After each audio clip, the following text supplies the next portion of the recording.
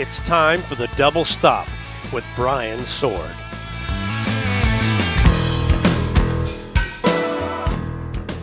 Welcome to the Double Stop Podcast. I'm Brian Sword. This week, I have a return guest, producer John Cuniberti. I talked to him a couple weeks ago. We had a great conversation. It was a good, long, in-depth conversation. But we both felt like there was some stuff that we didn't get to that was really a shame, so we decided to book another talk. This week, we're going to talk about the product that he created called the Reamp. We talked about how he designed it, we talked about why he designed it, and what it's gone off to be. We go through in detail his top 20 tips for engineers. This is a must listen for any recording engineer or any aspiring recording engineer. He goes through the top 20 things he should or should not be doing. And then there's a couple of other projects that we get into. I'd had a request for some stories on the Kevin Gilbert projects he's worked on, and also on the latest Sammy Hagar album, Sammy Hagar and Friends. He goes into details of what it was like to work on that record. So here it is, my second talk with John Cuniberti. I think a big part of your history is the Reamp. What can you tell me about that? And why did you feel you needed to make it? Oh, well, I think it was definitely, what they say, necessity is the mother of invention. And I was working on a record with Joe Satriani called Time Machine. I'd been on the road with him, and we had recorded a lot of live material. When we got back to mix the record, one of the first things we do is we balance the drums and the bass, and we noticed that the recorded amplifier of Stu Hamm, the bass player, had a terrible hum on it. And we're not exactly sure what happened. It might have occurred sometime right before they walked out on stage, because we didn't have this buzz and hum in the amplifier prior to the show, like during sound check, which is usually when you would, discover that stuff. But it was definitely on the amp. It might have been done from the lighting. Somebody might have thrown the polarity switch. Not sure what happened. But anyway, we came back to the studio. We pushed up the fader of the bass amp, and it was unusable. So we did have the direct, and we went ahead and decided to go ahead and continue mixing with the bass direct signal, which was fine. Until we got to a point where it was almost mixed, and we just felt like the energy of the bass wasn't there. And so I said, well, it'd be great if we just took the signal of this DI track and just run it back through an amplifier and record it. And that way we would have then essentially Stu's performance through an amplifier. And,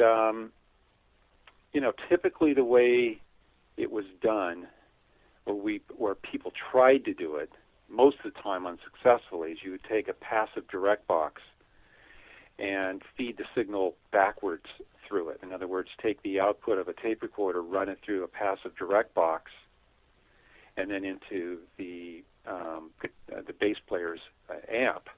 And, you would get a signal. Didn't sound particularly great. It wasn't full frequency. And it was oftentimes way too hot. Because, a guitar amplifier, bass guitar amplifier, is set up for a passive pickup, which is very, very, very low level. So the input impedance of a guitar amp is very high.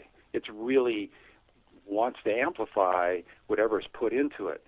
If you take the output of a tape recorder, which typically runs at +4, and try to run it into it directly, it'll completely blow the thing up. I mean, it's the level is way too high. We're talking about the difference between -50 and +4. So that's a complete and total mismatch of impedance. So one way around it was to put a direct box and use it in reverse, which would lower the gain a little bit, but it wouldn't give you a really good frequency response, particularly on the low end, and it would still be too much level. So I went to the tech there at the studio, and I said to him, hey, can you find me a transformer that'll work to do this job? And he goes, well, I don't know, I'll dig something up. Let me see if I can throw something together, because there was no standalone box you could go buy to do reamping with. In other words, this process of being able to take the +4 output of a tape recorder or outboard gear or a console or anything on that side of the glass, anything from the control room that's all operating at line level +4, there was no device that you could put between that and a guitar amplifier that would fool the guitar amplifier into thinking that a bass guitar, or in this case, or a guitar, is plugged into it. And that's really what you want it to do. You want the guitar amplifier to act as if it's a guitar plugged into it, not a big Studer tape recorder. So the tech, went through all his boxes of stuff, and I think he even pulled the transformer out of an old piece of outboard gear. It was a UTC transformer of a particular spec, and he put it in a box for me, and we put some connectors on it, and I ran back downstairs, and we plugged it in, and it worked. I thought, wow, that's pretty cool. Yeah. We now we're out in the studio, standing in front of this big SVT bass amp, hearing Stu Hamm play bass on all these Satriani songs, and we're just turning the thing up and making it roar and sound great. We stick a microphone on it, put it through a nice mic pre, come back into the control room, and listen to it, and it's like, wow, it's just like we had recorded the bass amp properly at the show.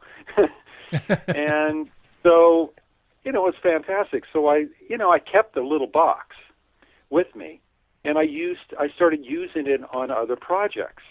It came in handy because, for instance, if you're recording a loud, metal band, for instance, and the bass player is playing really loud to get that sound, that might be spilling all over the drums. So typically what you would do is you would put his amp into a little closet, or make him use a small amp, or make him turn it down, but you would never really get a really great bass sound. So what I started doing was like, hey, when we're tracking, we're just going to go direct and not use an amp. And then when we're done and everything's finished and edited, then we can just drive that recorded DI track back into an amplifier, and then we can, spend time adjusting it and putting it in the middle of the room and putting a bunch of microphones on it. We don't have to worry about it leaking onto other tracks, and we can take our time and really get a great bass sound. So I started doing that, and then the word got around, and other engineers wanted to borrow the box, and I would give it to them, and then I'd need it back, and then they'd say, well, I can't give it back to you, I'm right in the middle of a project, that kind of thing. So I built another one, and then I built another one, and then, a lot of my friends just started to encourage me. They says, you ought to build a bunch of these. And in fact, one guy here in town who had a rental company said, John, why don't you build 3 or 4 of these? I'll rent them to people. So I said, okay, I'll do that. So I said I would do it, but I didn't do it because I was right in the middle of making a record, and I was procrastinating.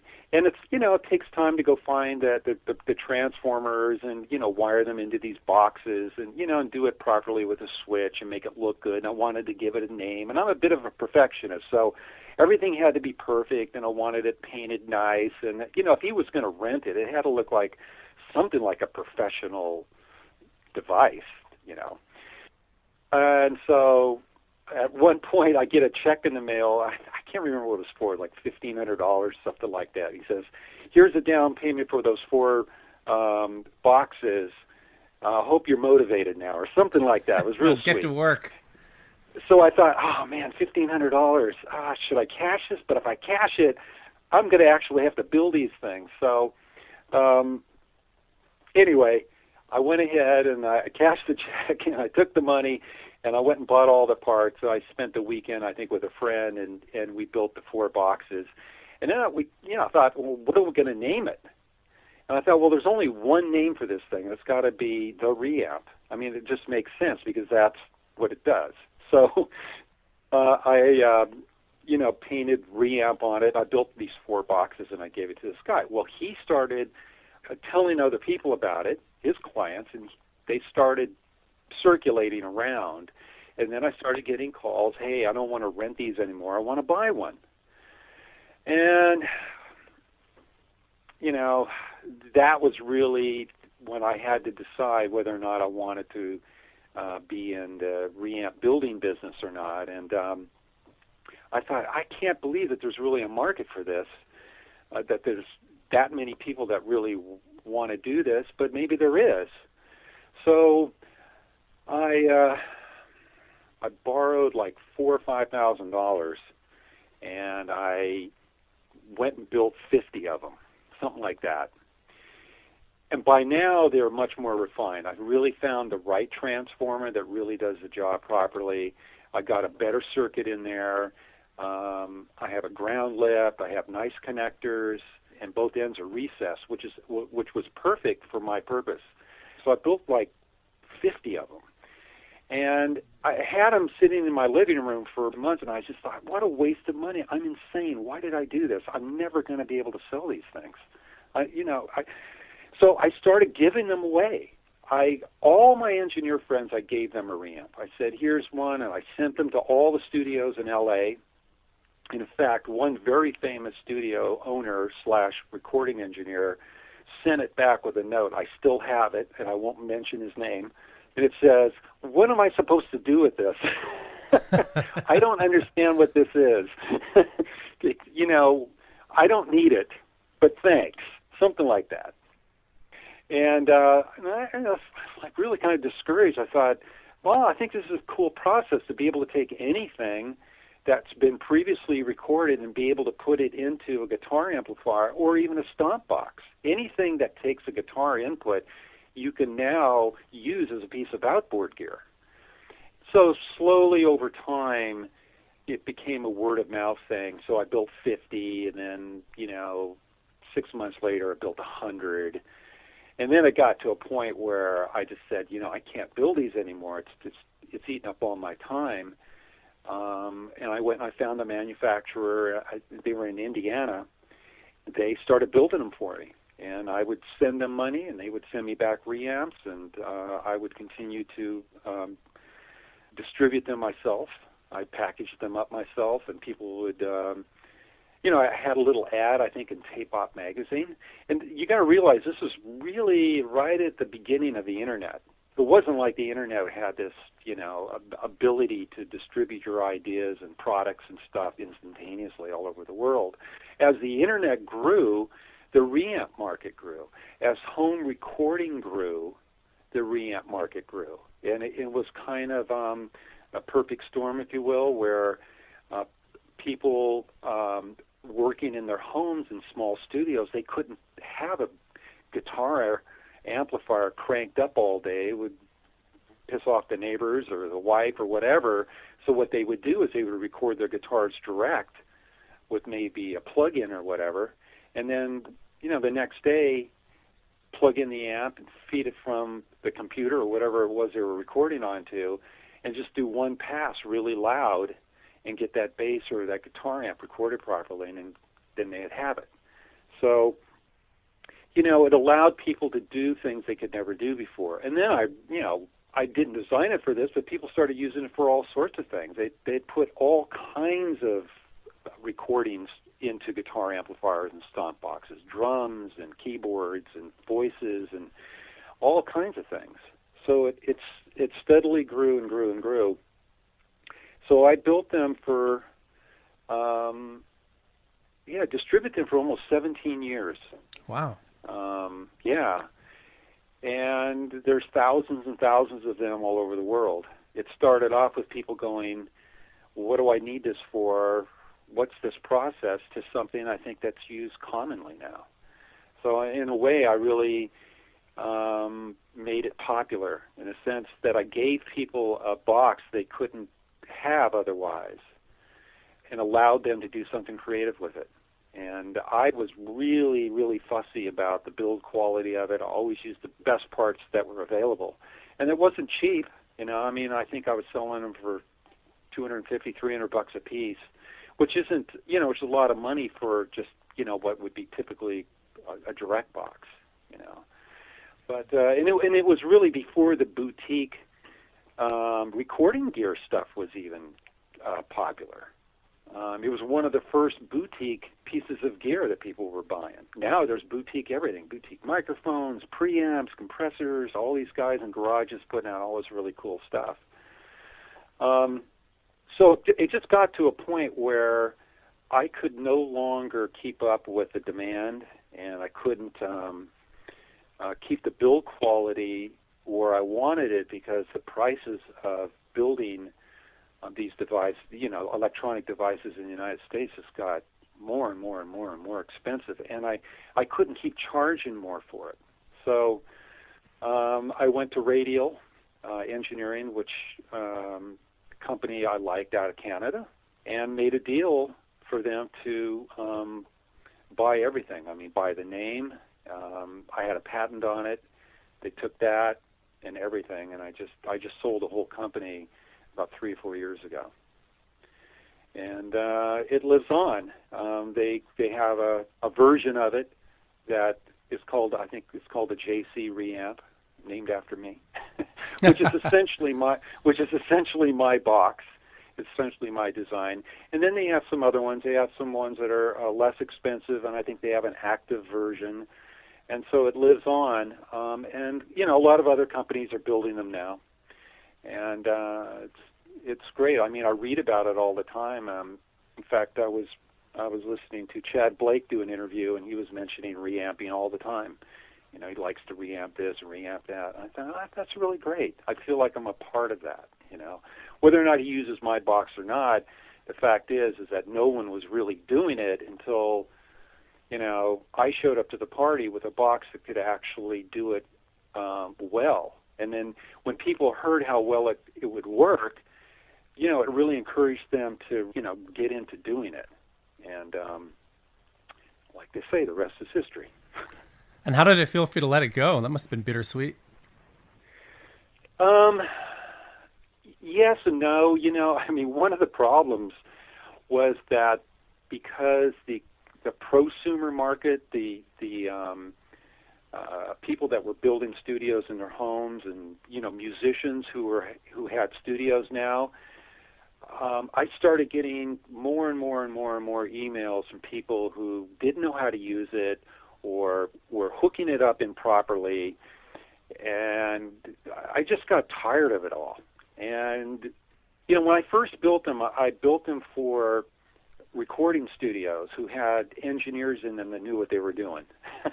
And they understood what the thing was. I mean, it's a very simple device. I never, ever had to repair one.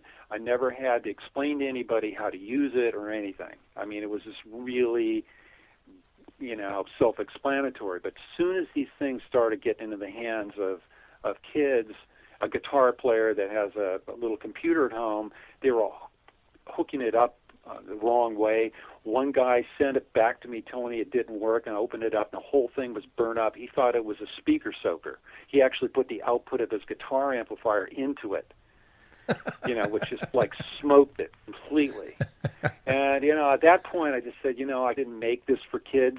I made it for professionals, and I made it for my friends. And I just don't want to get into this business of having to deal with the customer service and all of that. And, Radial's a great company. They have dozens of these boxes. They know how to market it. They know how to service them. They know how to talk to their client base. They know how to distribute them. They know how to keep the build quality up and the price down. They had the whole thing going. And I said, listen, if you promise to build the box that I designed, then I'll do this deal. And Peter Janis agreed to that, and that's what we did. Because I wanted that box to be available for people. And clearly there's only so far you can take it by yourself. You need a little bit of a machine behind to really push a product. Yes, and I'm a recording engineer and a record producer. I'm not into manufacturing. And the fact is, there's no real way to make any real money with this unless you've got 100 products, because you can take a full page ad out and advertise 100 products or 20 microphones or 5 microphones or whatever it is that you're selling.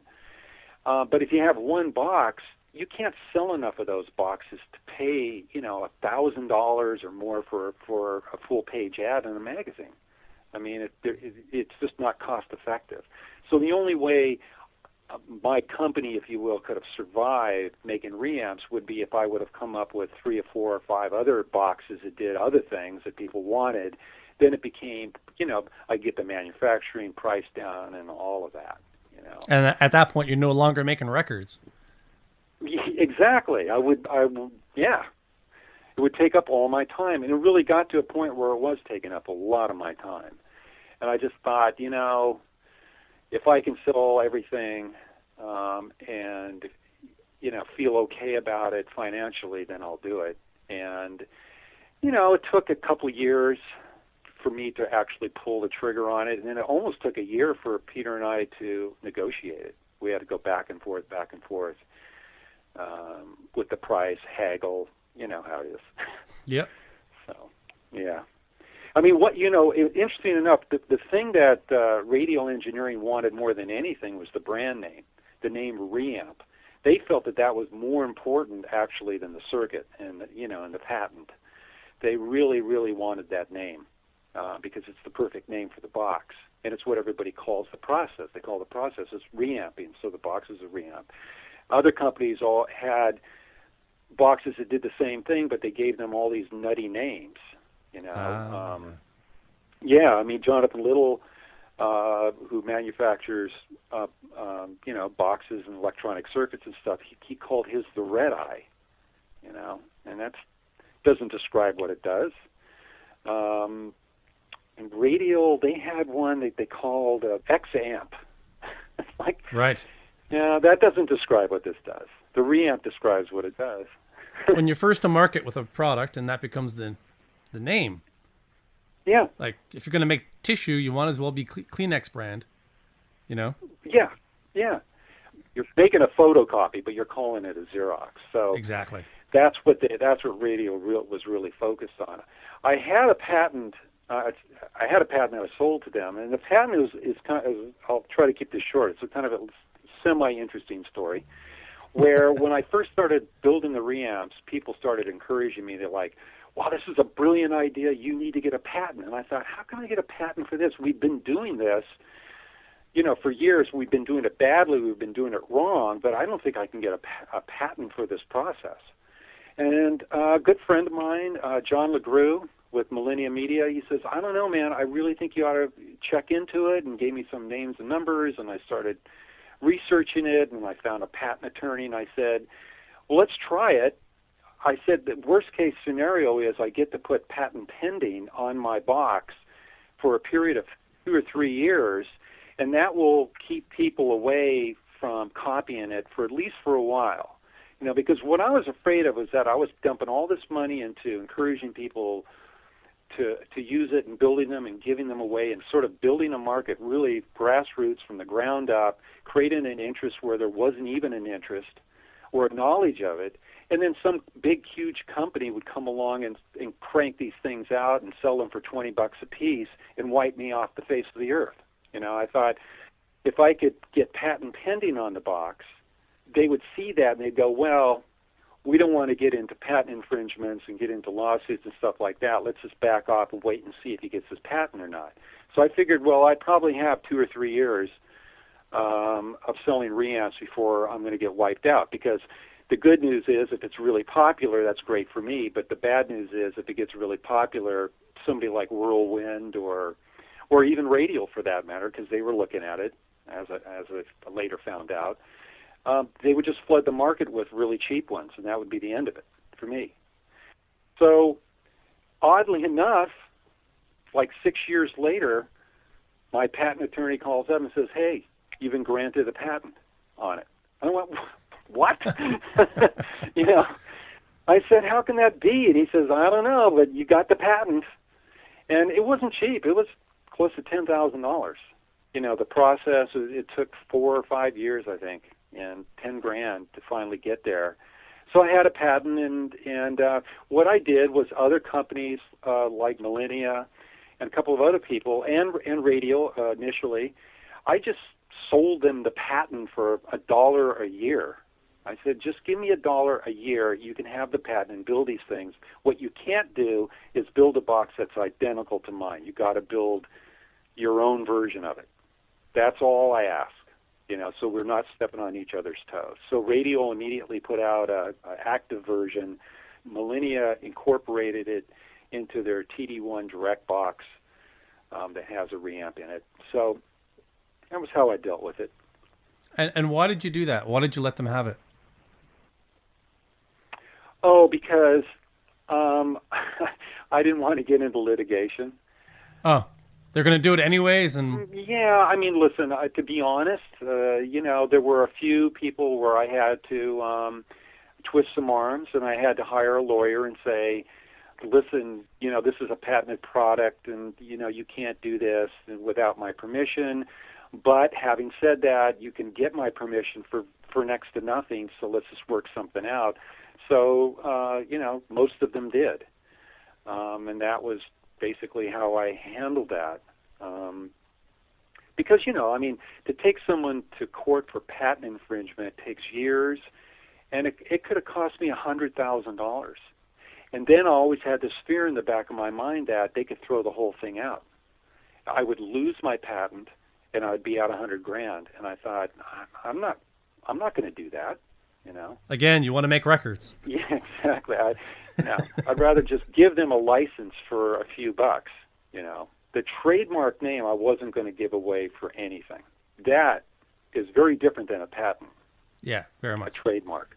Yeah, the trademark. So the trademark Reamp I held on to, and I wasn't going to give that to anybody. That was part of the deal with Radio. That's the thing they really probably paid the most for, was the name.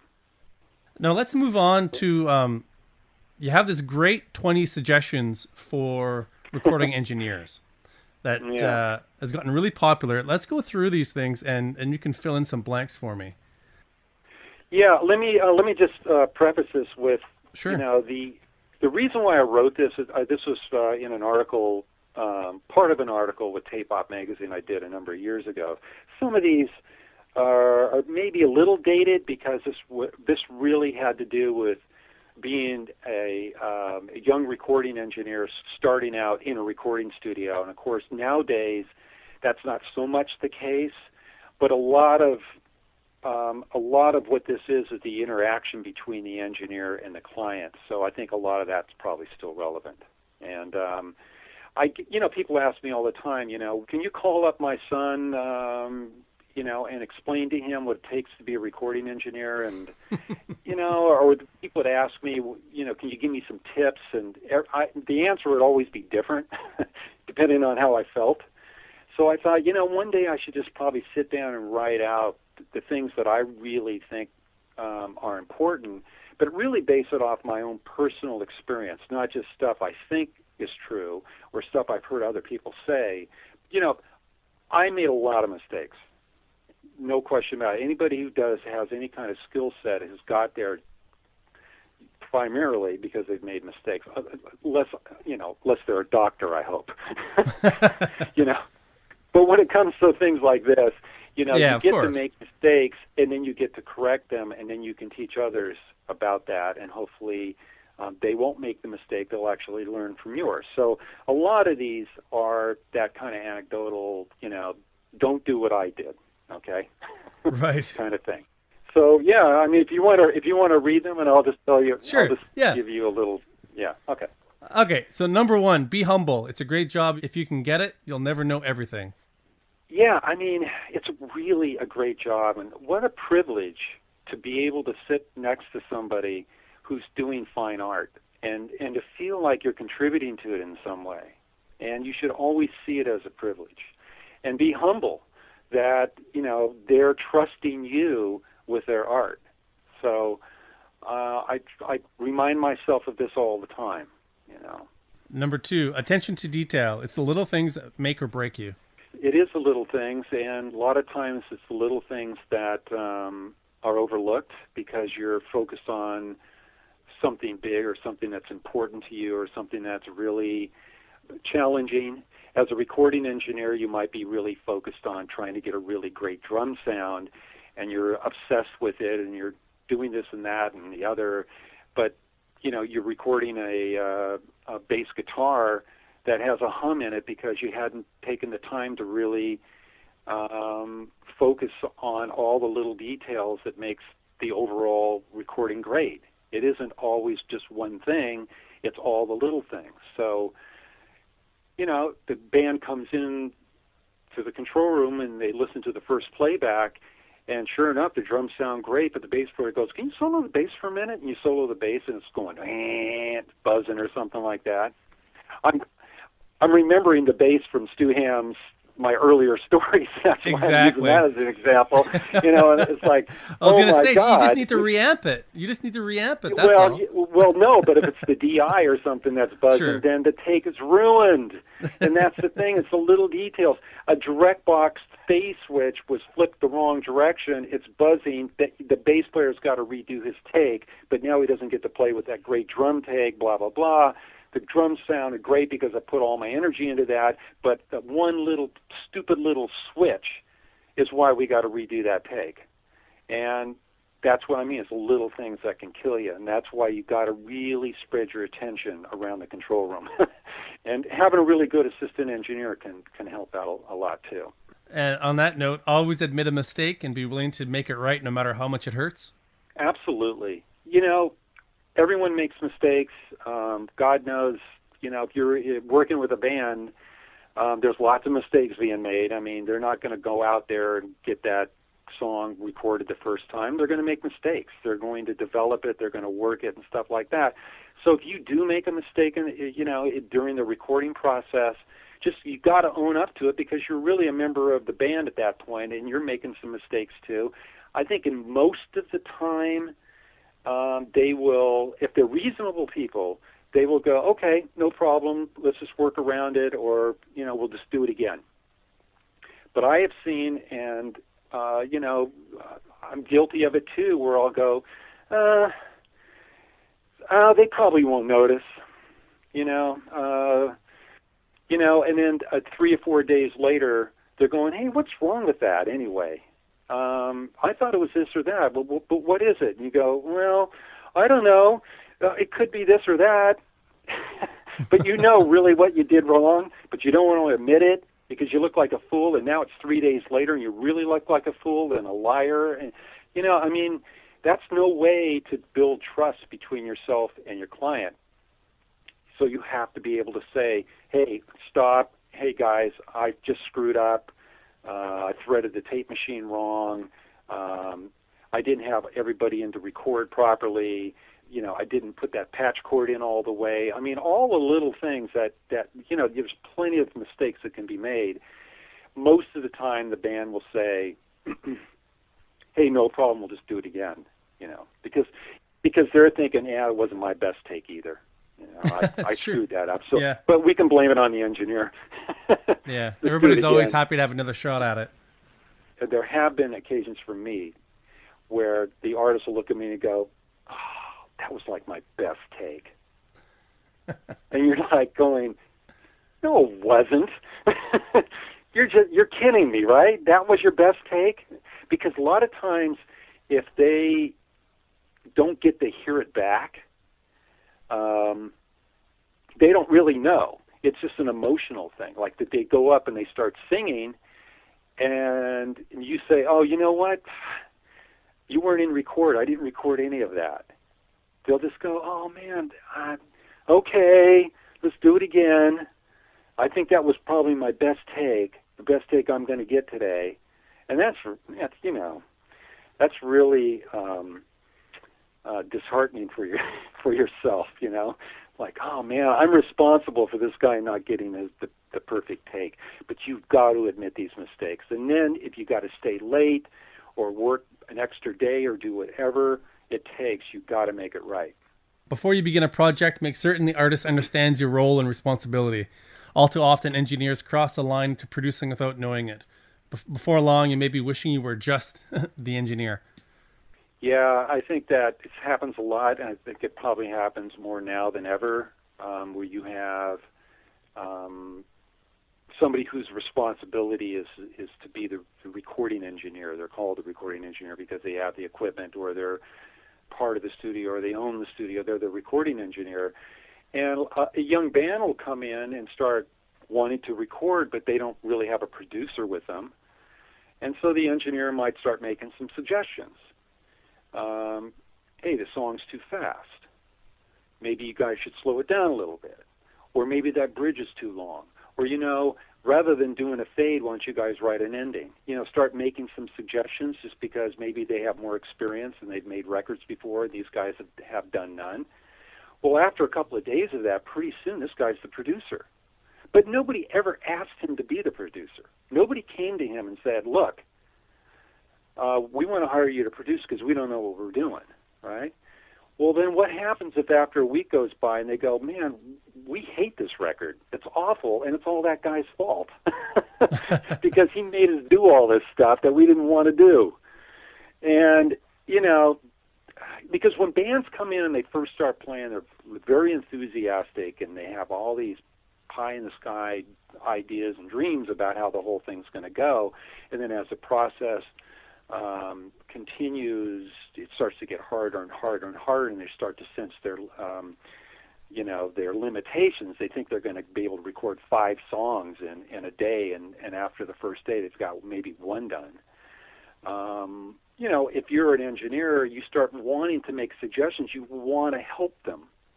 But I think it's really important for the engineer to sit down and go, look, it sounds like you guys need some help in certain areas here, and I'm willing to do that.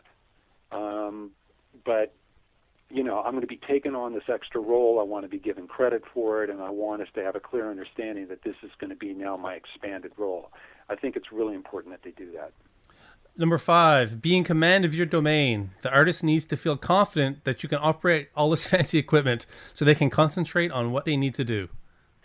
Nothing is probably more disconcerting for a recording artist than to see their recording engineer fumbling around and, bitching and moaning and kicking and, the console and wondering why things aren't working and why is this thing mispatched and getting all sweaty and irritated and storming around the room and slamming doors. Even if all of that's going on in your mind, you got to just stay cool because you want the studio really to be transparent. You don't want the studio to be a thing. You want the studio to be a supportive environment for this artist and his art. It'd be like getting on an airplane and having the captain, come out of the cockpit and pace up and down the aisle of the airplane sweating. I mean, nobody wants to see that. So, yeah, even if you're not in complete control of everything, you got to at least look like you are. Yeah, and still lack confidence in the artist. Yeah, absolutely. They're in good hands. Moving on to number 6, allocate responsibility when appropriate. No one expects you to do everything. If an assistant can do something for you so you can concentrate on a more pressing matter, that's okay. Don't ask an assistant to do a task you should be doing, but you can work as a team with your assistant. They'll watch your back for potential disasters, especially if you're getting tired. Yeah, the assistant engineer is your most valuable piece of gear in that room, really. I mean, if they're being supplied to you by the studio, they should, in the best case scenario, they should understand where everything is, what's working in the room, what's not working in the room. A lot of times they'll go, yeah, you want to avoid channel 23, there's a problem there, and, the patch bay isn't labeled correctly, so if you need to do a patch, let me do it. That kind of thing, you have to work together. They're really there to orient you in the room. They're really there to explain to you what it is different about their studio than somebody else's studio. And there's a lot of things going on. I mean, when you've got a band out there playing, a 4 or 5 piece band playing, and people coming in and out of the control room, there's a lot of opportunities for you to miss stuff. And it's really great to have an assistant engineer just tap you on the shoulder and go, hey, that limiter you got on the bass is really smacking, I think, maybe more than you wanted. And you turn around and you go, oh, shit, yeah. You go back and make the adjustment and fix it. I mean, they're another set of eyes and ears, and they're really, really valuable and important. I really love my assistant engineers, all of them.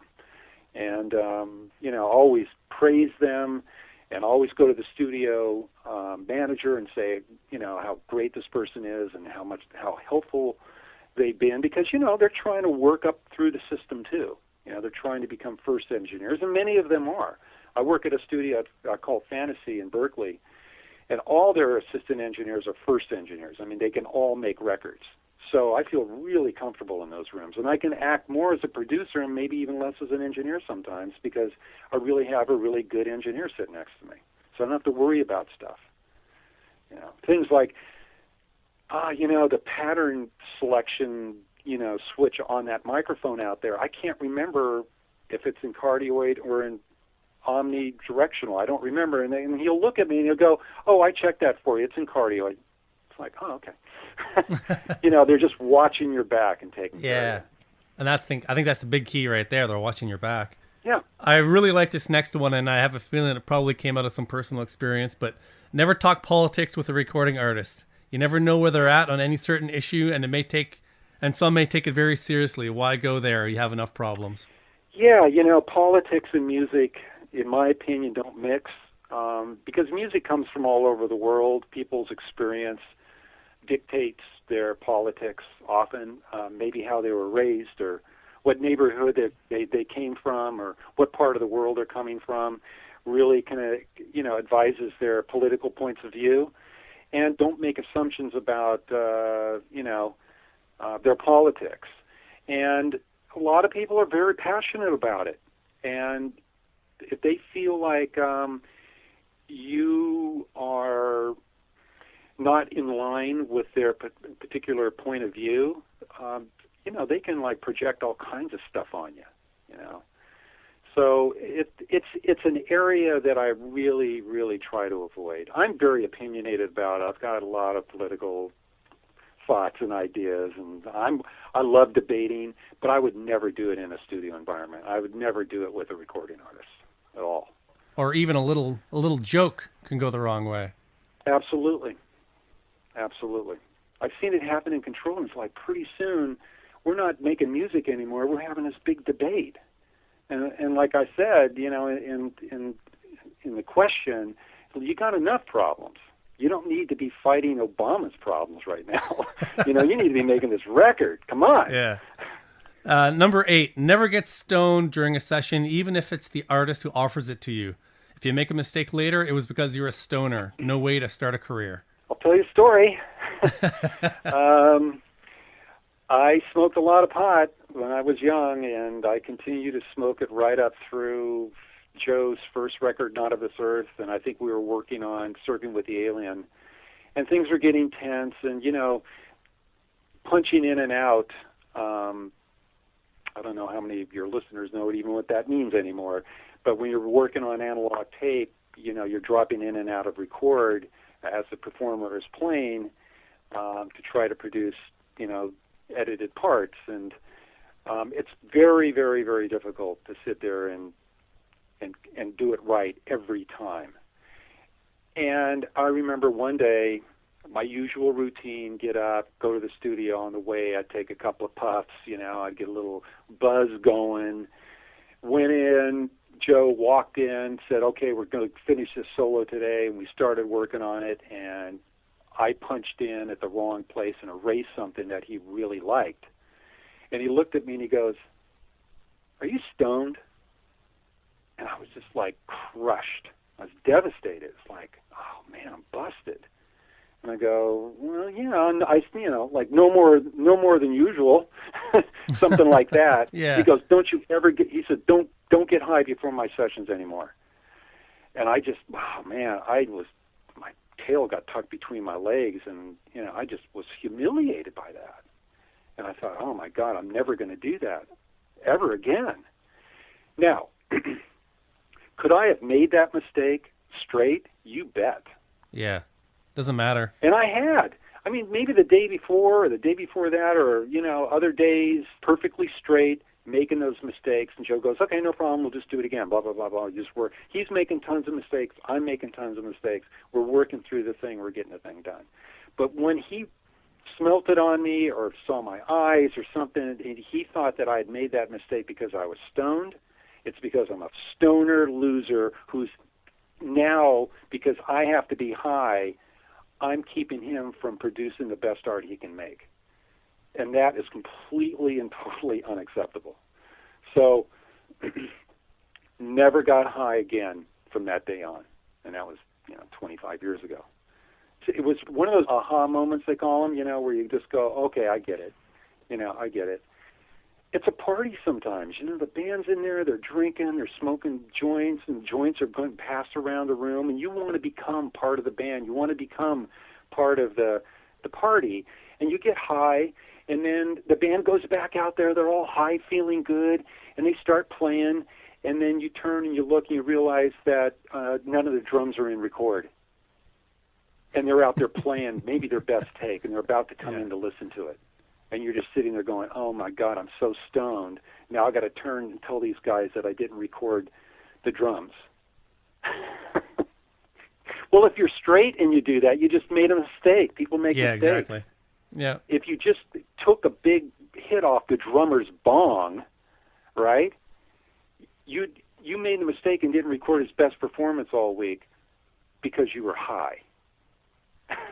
How embarrassing. Yeah, totally. Personal experience there. Number 9, don't blame the equipment. Everybody understands that equipment can fail from time to time. An engineer who is always complaining is a downer for the performers. Shut up and work around it. You're a professional. That's right. Work around it. Big studios, big control rooms, I can absolutely assure you not everything in that room is working. But, the same thing with the guitar player and the drummers and, keyboard players. Their gear breaks. They understand gear breaking. And if you're doing something and a piece of gear isn't working properly, you stop and say, hey, this thing just went down. It's overheating, whatever. We got to stop for 5 minutes. Let me fix this problem. They're going to really appreciate that, because if you don't tell them and you end up ruining something, then they're going to wonder why. So, yeah, just, work around it. It's okay. And the next one you hear a lot, so this is a good one. It's your job to make sure you get the proper credit on the liner notes. Don't leave it up to the band members or assume the record label will take care of you. They absolutely won't, or they'll just bugger it up. Happens all the time. Even now, my name isn't particularly easy to spell for some people, apparently. So I've always had misspellings, weird credits. I've had all kinds of strange credits. I think the first record I ever made, or one of the first records, I can't remember, I was so proud to get this record. I went to the store actually and bought it and came home and opened it up and looked on the back for my name, and I wasn't even credited. I was credited as the keyboard player, and the drummer was credited as the engineer. I mean, that's how bad it can get sometimes. And, the way a lot of times credits are handed in to the artist, the person who's actually putting the art together, they might get notes and emails and letters and stuff from 5 or 6 different band members with a whole bunch of different information on it, and it's all a mess. And so it's always a good idea, if you're trying to build a reputation and make sure your name and your credit is on there, that you find out who's doing the artwork and you send them an email or you send them a letter saying, this is what my credit should be for this record. And they'll appreciate it. They'll go, oh, okay, yeah, I was wondering about that. Yeah, it's funny. Nobody in the band mentioned it. Imagine that. Yeah. And then, if you've been working at a studio, make sure the studio's credited too. The studio will appreciate that, Because a lot of times people forget, they record in one place, they mix somewhere else, and 6 months later, somebody's trying to figure out the artwork, and the name of the studio, the place was, used to record it, has been long gone, forgotten. Nobody remembers any of that or cares, The band has got they're focused on other things now. They're not focused on making sure that the studio gets their credit or you get your credit. any of that. So yeah, it's really your job to make sure. Number 11, never do a spec project unless you're willing to do it for free. Yeah, a lot of people will come to you if you own a studio or even a small little home studio. They'll say, hey, man, let's do all this and we'll do all that, and, it's going to be really great, and then I'm going to be able to sell this to a record label, and I'm going to get all this money, and then I'll pay you. Mm-hmm. And that's fine. That happens once in a great while, where that scenario actually runs out and is true, actually happens. But 99% of the time it doesn't. So you have to really love what this artist is doing and really want to be involved in their music and do it for that reason, not for, future riches. The fact is, why do they need a spec project? They need a spec project because nobody wants to pay them to do their music. So why should you? If you really believe in this artist and you really believe that with your help in your studio that they can make the kind of record that people are going to be really interested in, then you may want to help them out. But you got to do it for that reason. You got to do it for the love of the music. You got to do it for the love of the artist, your sense of support of the community. Whatever it is, that's what's got to motivate you through this thing. Not thinking that, when I'm all done, then I'm going to get a bunch of money. This next one's good for anybody starting out in any creative field. Learn to accept the word no and move on. You'll hear a lot of it when looking for a job. There's some luck involved, but you can make your own luck. Yeah, absolutely. I mean, when I started out, I'd go to a club and I'd see a band, and I thought, oh, man, I want to record them, and I'd go up to them and I'd say, hey, you guys are really great. I want to record you. And they go, well, we work at a studio and we got a recording engineer. I go, oh, no, really? I really want to. And they go, no. And that happens so many times. There are so many people just here in the Bay Area that I wanted to work with, and I just wanted to record, just to record. They didn't even have to pay me. I'd do it for free. And they would say, no, you're not good enough. We're working with somebody else. We don't like you. Whatever it was, there was just no. And then, like I mentioned, I think in my first interview, how I met Joe was I went backstage after the first time I saw Satriani, and I went up to him and I said, man, you're an amazing guitar player. I want to record you. And he went, okay. And that changed my life. So all the no's that happened before didn't matter all of a sudden. All those no's got nullified. And you did that for spec, right? Yeah, the first recording was totally a spec recording. There you go. It wasn't even a spec recording. It was, I love your band, and I can't think of a better thing for me to be doing right now than recording you guys. Yeah, there was no expectation of money at all. It was simply for the love of it. No. Yeah, exactly. Just for the love of it. And that's really, because, we're making art, and I think that absolutely has to be paramount. In the beginning, say yes to any job offered in the music business. You never know who you'll meet or what opportunities may come from it. Yeah, that's true. I tell this to interns all the time. They go, hey, I want to be a recording engineer. I want to do what you do. And I go, well, have you ever done live sound? They go, no, I'm not into it. And I go, well, wait a minute. It's microphones, it's bands, it's consoles, it's outboard gear. It's all the same stuff. If you have an opportunity to go work at a club, on Tuesday and Wednesday nights when the regular house guy, doesn't want to do it, if you have that opportunity, that's a great opportunity for you, and you should never say no to something like that. Working in a lot of us used to work in record stores. If you can be an intern in a studio, that would be great. There's lots of things in the music business that aren't necessarily what you want to do right now or what you see yourself doing in the future, but you're going to meet people, and when you meet people, particularly talented people, good things will come of that. You got to network, you got to meet people, you got to say yes to everything. Never lose your cool. Somebody has to keep it together in the studio. Absolutely. Making music is can be very dramatic and can be very boring.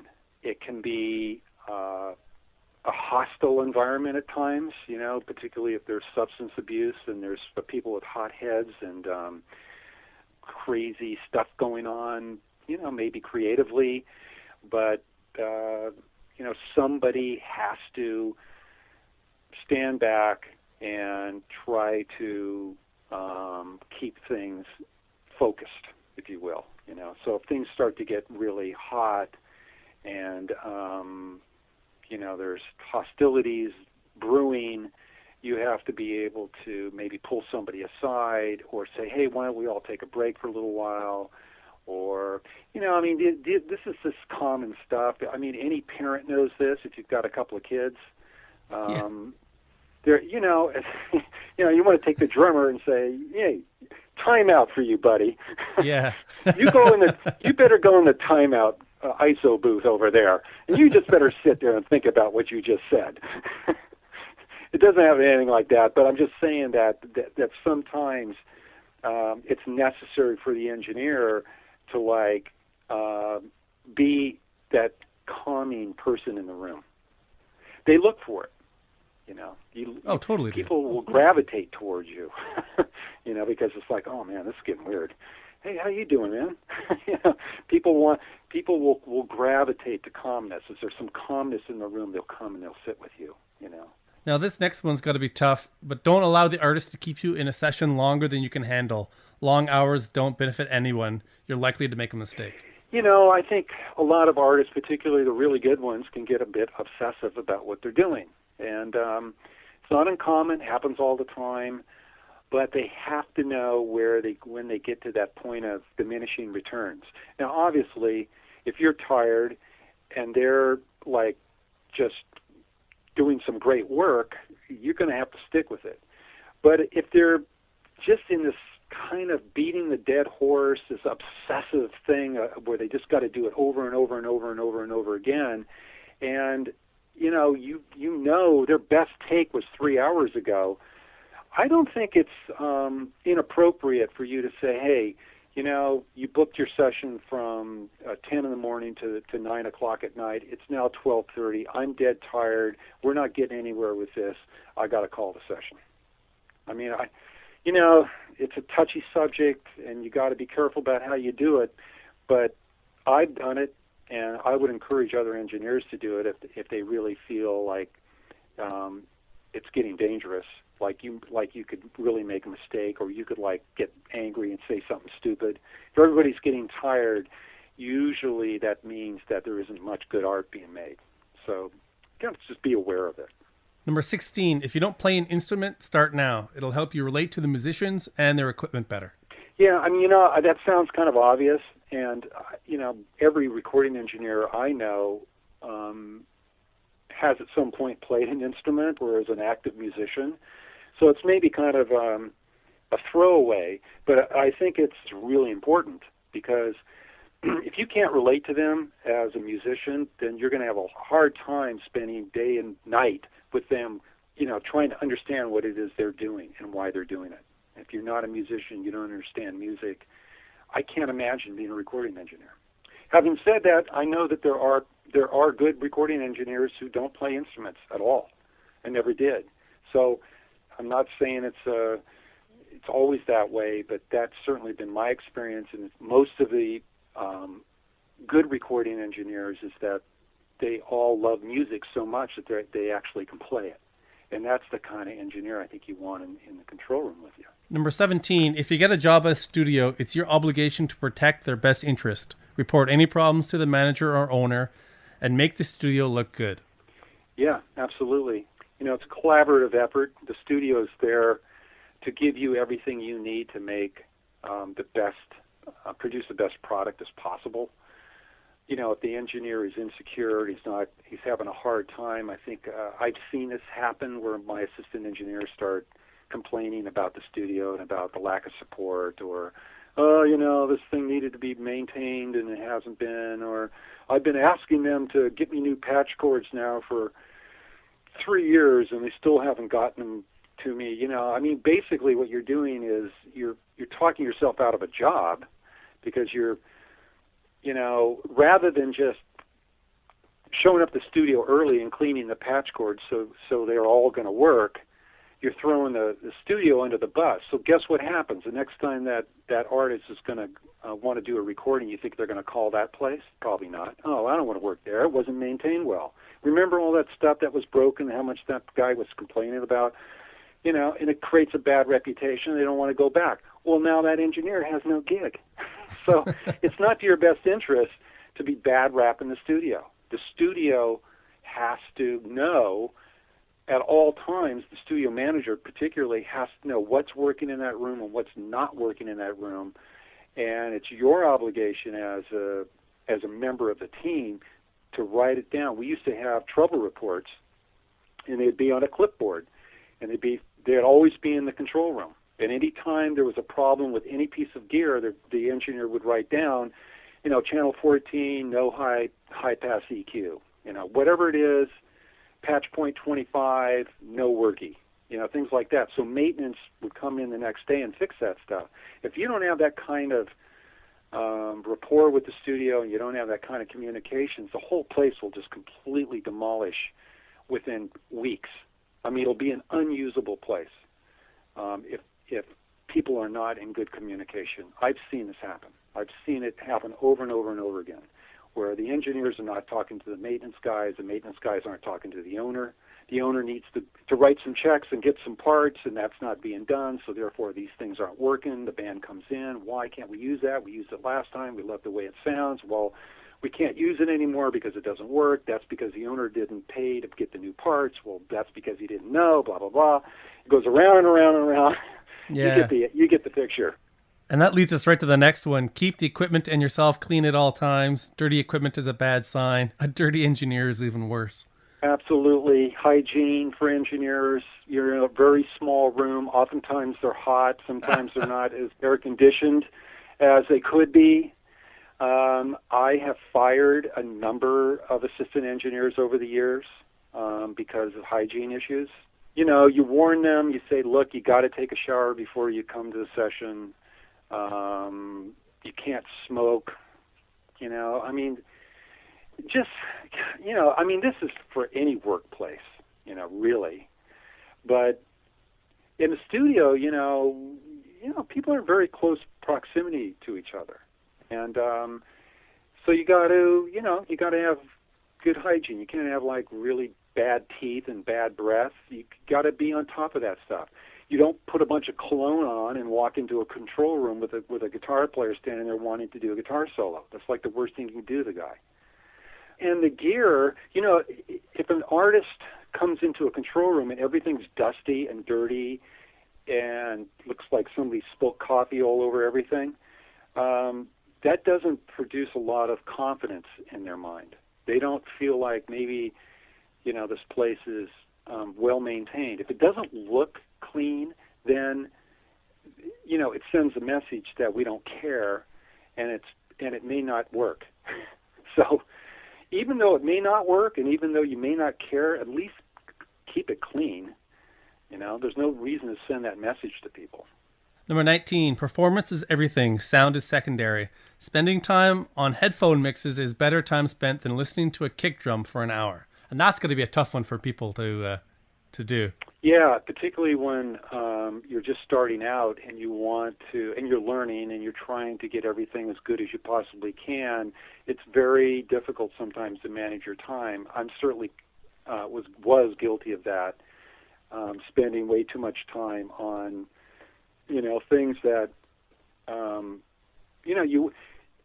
you want to sound really great, but for some reason they're not, and you think if you just keep fooling with it, it will, and then you can move on to the next thing. But you have to be able to allot the time for each of these things in a way that makes sense. What you don't want is for creative people to be standing around with nothing to do, waiting for you to take care of technical stuff so they can be creative. You don't want to stop somebody who's doing something really creative. You don't want to stop them so you can go out and make some technical change. Obviously, if there's a problem, if the snare drum mic suddenly goes down and doesn't work, you're going to have to stop them because they don't want to take where there's no snare drum.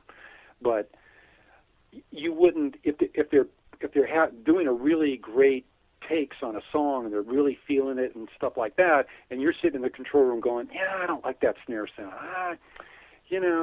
I think I could get a better snare drum sound. You don't stop the session, go into the mic cabinet, grab another mic, go out there and put it, take time to put it on there and then come back in and have the guy bang it so you can adjust it and get it set up.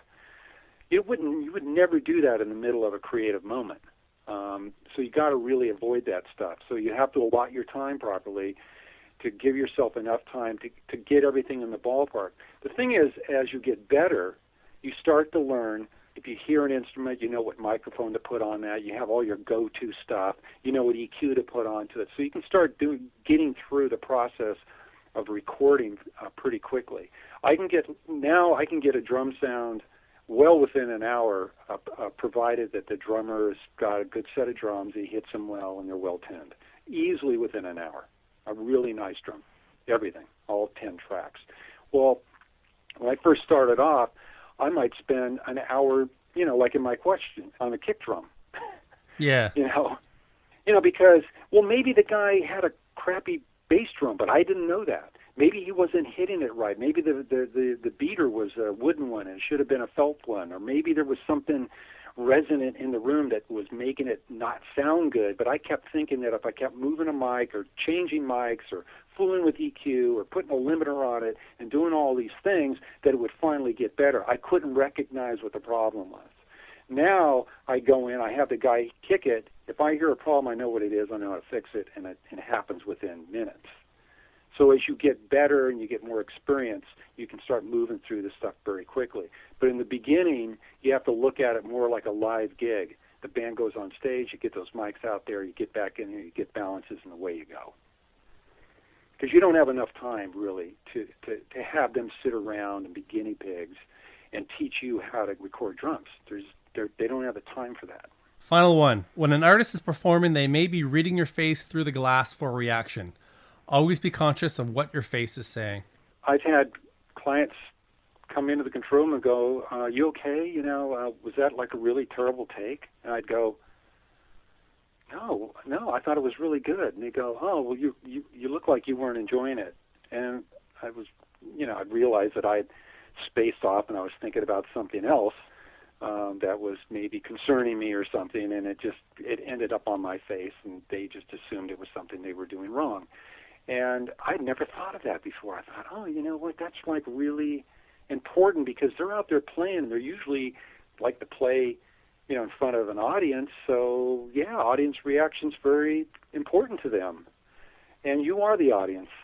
And so when they're playing, you got to be, focused on them, and you have to be sure that, the expressions on your face, are appropriate for what it is they're doing and you being supportive of what they're doing. So, I mean, it's one of those little weird, quirky things, but I think it's important. Now let's move on to talk about a couple artists that we didn't talk about last time. I was asked specifically about your work with Kevin Gilbert.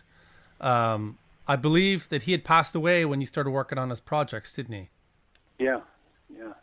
Well, a very dear friend of mine, John Rubin, who's actually a singer in a great 70s pop group called the Rubinoos, he began to manage Kevin somewhere after the Tuesday Night Music Club ended, and when Kevin started getting more and more focused on his band Thud and his solo career. And he asked me if I would help Kevin do some recording. And so I talked to Kevin on the phone a couple of times, and we came up with some ideas about how to proceed with some recordings that he was interested in doing. So I went to L.A. and met him and went to some live shows. I actually recorded one at the Troubadour Forum that later became a DVD a few years ago. And then started working on what later became The Shaming of the True, which is a rock opera, if you will, that has a theme and a characters and a storyline. And we recorded drums and piano and some vocal, and we just started working on it. But I was really, really impressed with Kevin. Probably one of the finest musicians I've ever been in a room with. I mean, this guy could sit down and play classical piano like no one's business, and then pick up a guitar and play a great guitar solo, and then pick up a bass and play, as good as any bass player I've ever worked with. I mean, he was an amazing musician. And then, on top of that, he could write great lyrics and sing his ass off. He was like, he was really what I guess people call a prodigy. And, Sheryl Crow can credit Kevin and some of those other guys for starting her career. I mean, that certainly gave her, a really great start in the music business. And Kevin was really a great guy, super humble, really a lot of fun to be with. And then suddenly one day we were told he had passed away. And so, once everybody got over that, and if you ever do, or got through it, we decided that we would go back and take a look at what he was working on and finish what needed to be finished and release it. And that was this opera that he had been working on for 4 or 5 years called Shaming of the True. And so myself and his drummer, Nick DiVirgilio, and I just went over everything, and we just finished a few things. I would say the record was 90% done. There was only a few little added things that needed to be done, and then it needed to be mixed. So I mixed it, and Nick was with me the whole time, and we got it done. And it has become over the years sort of a cult classic. It's really a beautiful record. Very, very proud of it. In fact, I would say it's probably my favorite album I've ever worked on. Hands Oh, wow. down. Yeah, it's really a beautiful piece of work from top to bottom. And it's very touching. It's a story about a kid that comes to Los Angeles with dreams, and he gets involved in the dark side of Hollywood and the record companies, and eventually finds himself using drugs and destroying his career. And then, his career ends, and then there's debate about whether or not he dies or not, and that's part of the story, and it's part of the mystery of the Shaming of the True. If Johnny Virgil, who is the character, actually dies in the end or not. Oddly enough, it's a somewhat biographical study of Kevin and his relationship with the Los Angeles music business. So it's ironic that Kevin ends up dying. So a lot of people find the storyline so compelling that they're writing plays for it. I know that the rights to The Shaming of the True have been sold for a Broadway play, and I understand that that's underway currently. Oh, wow. It's in development, let's put it that way. So that would be really wonderful if they could get this on a stage, because I think that's really where Kevin always saw it, and where I think it really deserves to be. A year or two ago, you worked with Sammy Hagar on his Sammy Hagar and Friends album. That sounds like it was a beast to put together. What happened behind the scenes on that one? I had met Sammy through Joe, who's in a band with Sam called Chickenfoot. Mm-hmm. And I was first brought in to rebuild Sammy's studio for rehearsals for the first record. And then Andy Johns got involved, which, of course, I knew. We were friends, and so I was there with Andy during the making of the first record until Andy got really sick and was taken off the record, or he took himself off the record, if you will. And then when the second record was being made, Sam said, "Hey, I want to make the record at my studio. Can you make it good enough that we can actually record the record here, not just rehearse it?" So I spent 5 or 6 months, and we completely rebuilt the studio and made it good enough for the band to come in and actually record the record there. So we did that. And that's where I met Sammy. So then a year or so went by, and he came to me and he said, "I want to do a solo record. I've got some ideas. You want to meet at the studio and just record them. So I went there, and Sammy's like a kid in a candy store. He's just full of life and energy, and he just comes in and he goes, "Well, let's do this, let's do that." Very spontaneous. And so we recorded 2 or 3 songs, and I thought that was all we were going to do. I think they were for some special purpose. And then he calls me back and says, "Hey man, this stuff sounds so great. Let's record some more." And so we recorded some more. And then at one point he says, "You know what? I want to make an album." So it was not like we sat down and said, "Okay, we're going to do a solo record. Here's the material. Here's the band, and this is how we're going to put the whole thing together." It was a much more spontaneous, organic kind of, a little bit here, a little bit there, a little bit, over there. And one of the songs he wanted Kid Rock to sing some of the verses. I guess Sammy had toured with Kid Rock, and they became friends, and he said, "Oh, he'd be really great. We'll bring him in for this one song," and blah, blah, blah. So in that case, I sent files to Kid's engineer, and then they did the recording there, and they sent me back Kid's vocal track, and I just added it to our mix, and it was done. And Sammy says, "Oh, this is great, having a special guest star. I got another song that maybe we could have, Nancy Wilson sing on it. It's a real pretty song about islands, and it'd be really great. So let's ask her if she'll do that." So we did that, and then we started expanding this thing. And then he said, "Oh, Ronnie Dunn wrote this song that I'm going to do. Let's have him sing a verse." And then, okay, we did that. Let's bring Neil Schon in, and we'll have him play guitar. And then Mickey Hart can do some percussion, and we get Toby Keith and what was the other guy? Taj Mahal. He can come and sing this blues song I got. And so pretty soon this thing became what we now know as Sammy Hagar and Friends. But it was all Sam just wanting to hang out with his friends and make music. I mean, that really was the impetus of the whole thing and the reason why it all happened. And eventually it got done. It took 6, 7, 8. All these guys are on tour. They're all doing stuff. Yeah. You don't just call them up and say, "Hey, Toby, come on over to the studio and record." He lives in Tennessee or somewhere, So what we did was that I would do a rough mix, the song we wanted them to sing, and I would talk with Toby Keith's engineer, and I'd say, "Okay, we got this thing. We want Toby to sing the second and third verse and then do harmonies with Sam on the choruses." I would send a mix, a stereo mix, and then maybe the track of Sam's vocal by itself. I'd send it to the engineer. They would just use that and record their stuff to it. They'd do 4, 5, 6, 8 takes, maybe make a comp, maybe send me everything. And they'd just send it back to me, and I'd just drop it into the mix. So in the case of Ronnie Dunn and Kid Rock and even Mickey Hart, Nancy Wilson, Toby Keith, all of them, we sent them mixes, and then they got together with their engineers in their studios, and they did their performances, and then they sent them back to us, and I just dropped them into our existing mixes. And that was how we did it. Very unusual. I've never made a record like that, ever. And maybe I'll never make one like that ever again.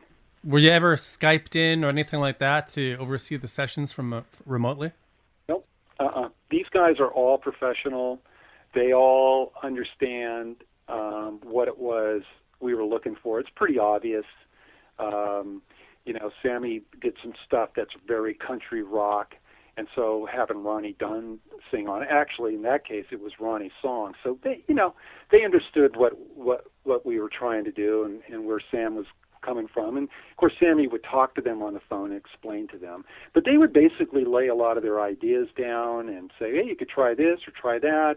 I have a different approach on track 14, see if you like that." And then the stuff would come back, and Sammy and I would sit and go through it all and decide what we wanted to use and what not to use.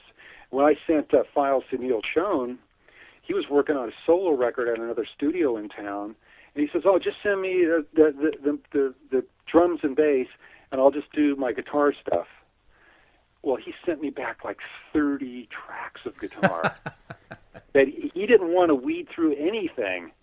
And I wrote him, and I said, I said, Neil, what am I supposed to do with all this? And he goes, oh, just use what you want.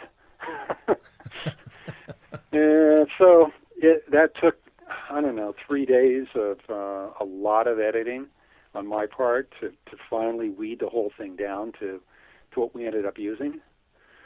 And then there was a couple of other interesting things that happened.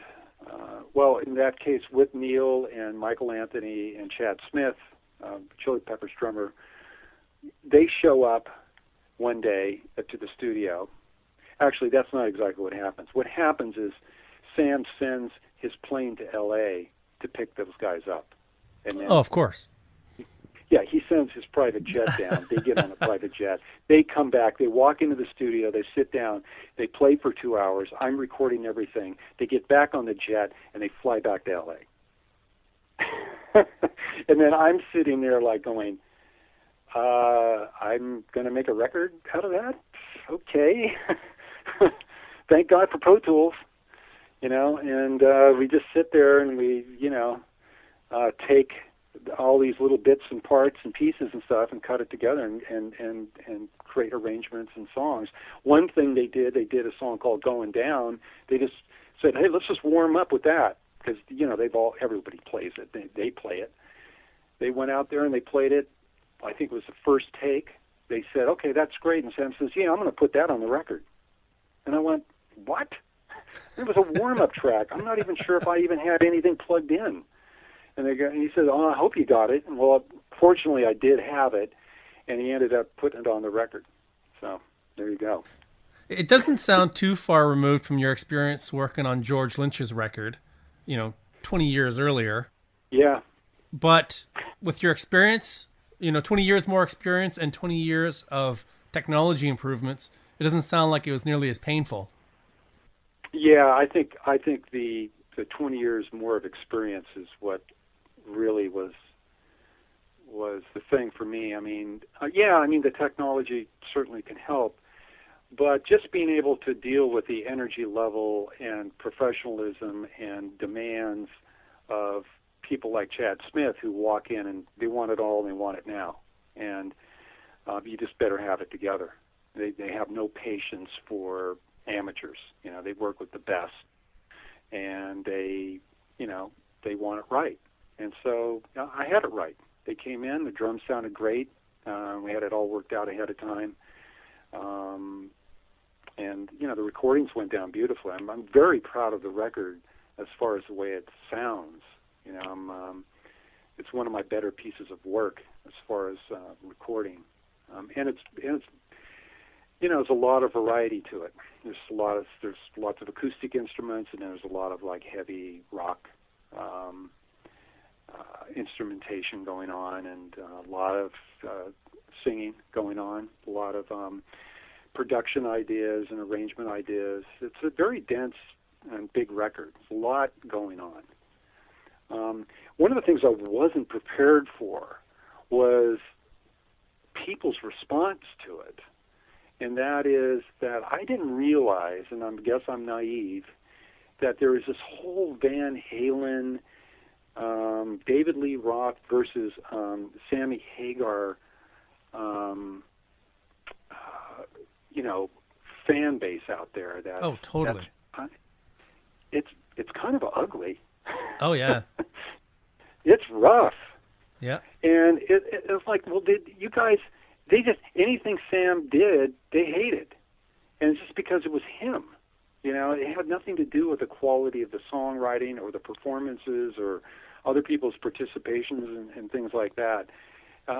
People have this real love-hate relationship with him that I didn't even know. I just figured that everybody likes Sammy. I mean, who wouldn't like him? The guy sings great.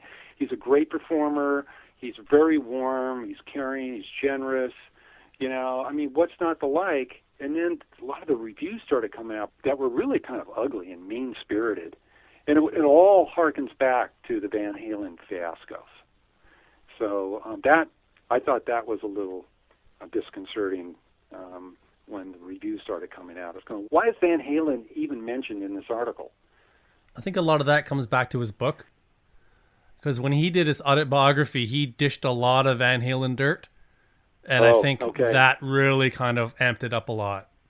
Amped it up. Well, then, damn it, he deserves it. So I didn't read the book, so I don't know.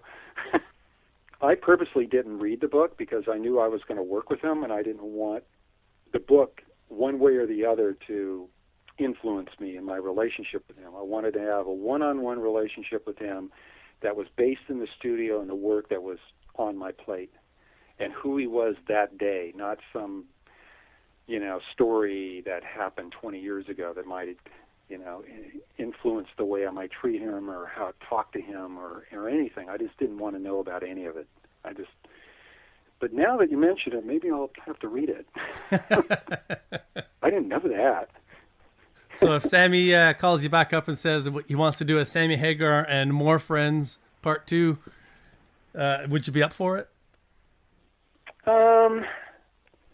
To be honest, no, I wouldn't.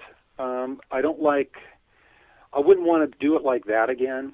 I think that if I was to work with Sammy again, we would have to sit down and come up with something different. I didn't really like working that way because I never felt like I had any kind of control what the outcome was going to be. It felt like I was riding a wild bronco the whole time. Yeah, you're along for the ride. I was along for the ride, and I like to be more involved in making an album. A single, sure, if you wanted to go get together with some guys and record, one song or something, be fine. But an albums to me are more important. And I'd work with Sam again. I would just want to do it differently, and he probably would too. I'll give him the benefit of the doubt and say, yeah, you'd probably want to do it different. I mean, we're not going to make another Sammy Hagar and Friends 2. I don't think that'll happen. Perhaps Chickenfoot? The Chickenfoot, I can't say officially what's going on, but I just know that nothing's going on because, because of people's availability, Chad particularly. I know Sammy doesn't really want to make a Chickenfoot record unless Chad is the drummer, which means he plays on the record and he tours. The Chickenfoot record, which they call Chickenfoot 3, which is actually Chickenfoot 2, they had Kenny Arnoff play all the shows because Chad wasn't available. Now, Kenny's a perfectly great drummer for sure. Oh, yeah. But it's, they got a lot of flack, people, they show up and it isn't Chad Smith. So, I think Sammy is pretty much insisting that if they do another record that Chad's got to see it through all the way. And I don't know if that's in the cards. That's totally unofficial for me. Yeah, of course. All right, John, I think this time we have your story down. I think we've got it all down. Right. I'm going to have to go live another 20, 30 years, and then we'll get together. Then we'll do part 3. Hey, it was a pleasure. Thank you.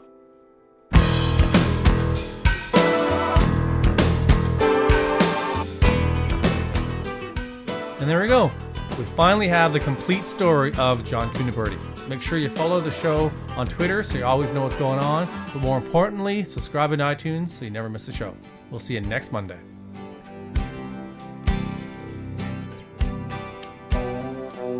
Here I am again with the bright lights on my face, and I am low.